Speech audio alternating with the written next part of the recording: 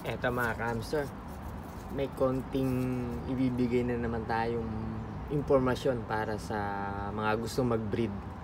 Okay? Sa mga gustong makapagpaanak ng mga alaga nating hamster, lalong-lalo ng Syrian. Kasi maraming namomroblema pagdating sa pagbibreed ng Syrian. 'Di ba? Unang-una, kapag manganganak ito, namamatay daw yung mga anak, lalong-lalo kapag hinawakan, kapag nagkaroon ng ibang scent, mga ganoon, mga paniniwala na mga nasabi natin, di ba? Dito sa video natin na to, ipapakita ko sa inyo na mali po lahat yung mga sinasabi nila. So ito, makikita nyo, meron ako ditong bean cage na maliit, di ba? Kasi sabi nila, ilagay daw sa malaking lalagyan.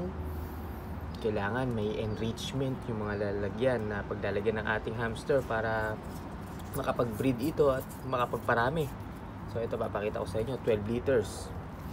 Makikita nyo yung mga screen pa nakalagay, medyo kinakalawang pa kasi dahil sa sobrang tagalan ng ating kulungan. Makikita nyo rin na yung ating water bottle ay nilulumot, di ba? Ayun, nilulumot. Di ba? Ngayon, kung mapapansin nyo rin, yung beddings na nakalagay dito is hindi ko nilagyan ng palutsina o kusot na yung sinasabi nilang kailangan yung beddings mo maganda, quality, 'di ba? Para kapag nanganak yung hamster mo, siguradong mabubuhay. Okay, minsan yung iba pa nga nilalagyan ng tissue kung ano-ano para sa kanilang hamster. Ngayon, ito papakita ko ha. Ayan, lalagyan natin ng hamster yan. Ayan, makikita nyo. Yung hamster na ilalagay natin. Okay. Ayan, tumalon. Na-shoot na siya doon. So, ayan. Nakikita nyo, itong nilagay nating hamster na to is buntis. Makita nyo, tumalon pa siya kasi bago ko ilagay, nasa kamay ko siya. Bagong palit kasi yung beddings, medyo aware siya, kaya tumalon siya kagad. Makikita nyo, pregi po yan ha. Ngayon, itong ating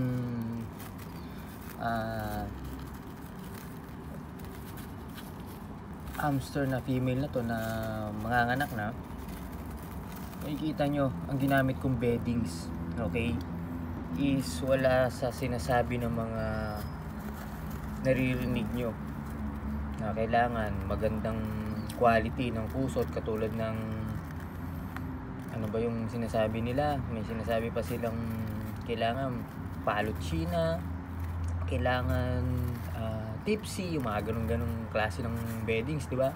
So ito, papakita natin, no? Ito, hindi ko naman sa sinisiraan yung gumagamit ng ganun. Kumbaga, ipapakita ko lang na hindi sa beddings na kukuha para lang makapagpa-breed ikaw ng tama. Okay? Kaya makikita nyo, ipa. Okay? Ipa yung nilagay ko ha. Kaya makikita nyo, mga anak na to. Titignan natin ngayon kung mabubuhay niya yung mga babies na ilalabas niya. Okay? Ayan, makita nyo, laki na ng tiyan nyo. Supposed to be mga 3 to 4 days lalabas yan, diba? So ngayon, ayan, sasarado na natin ha. Pakita natin ha, talagang pregi siya. Ayan, makikita nyo yung tiyan niya. Ayan, medyo bakat na yung mga nipple. Ayan o, may ano na rin yung tiyan niya, may mga parang bilog-bilog na rin yung kanyang tiyan na parang muscle. Ayan, makikita nyo, diba? Diba? Ngayon, yan. Tingnan nyo ha.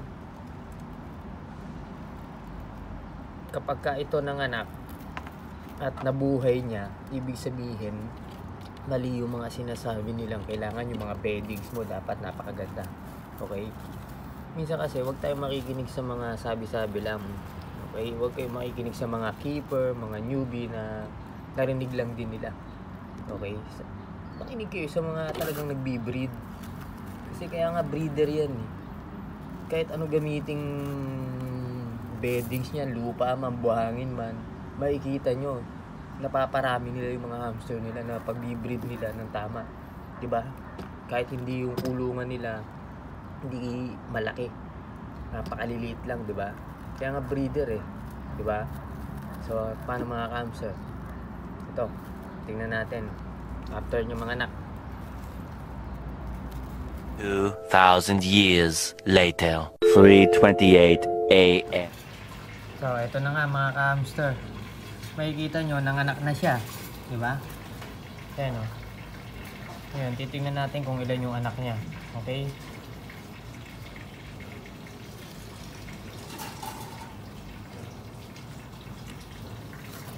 Ayan, makikita nyo, 4 yung kanyang naging anak.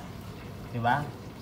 Ayan, titingnan ngayon natin kung mabubuhay yung anak niya pagka ganito yung ating beddings. Okay, dahil sabi nila, kapag hindi daw palutsi na yung beddings mo, kapag ang hamster mo nanganak, hindi daw ito mabubuhay, mamamatay lahat dahil sa mga kung ano nung pangit na bedding. So, ayan o.